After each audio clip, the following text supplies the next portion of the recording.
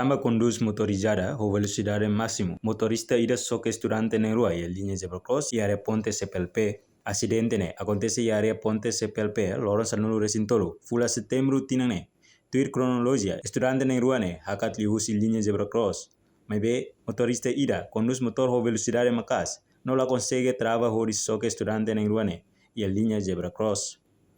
Usi acidente ne, estudante ida la hetan kane, mas be na ainda seluk, hetan pancada macas e a parte ain.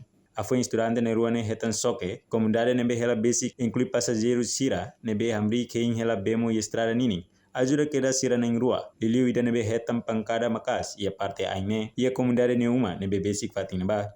No Twitter observação jornalista Timor Post, e a terreno, a foi acidente ne, polícia assegura que eras motorista ne, e a posto polícia academia Comoro. Enquanto vítima na rua ne be hetan soque ne, família evacua queras, sira ba centro saúde Comoro, ori halo tratamento intensivo.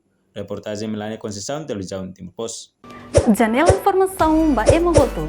Atua tem informação atual dia Clio, kita haluha, haneham botão subscribe, like, halo comentário no fahe tutang ba media sosial hoto.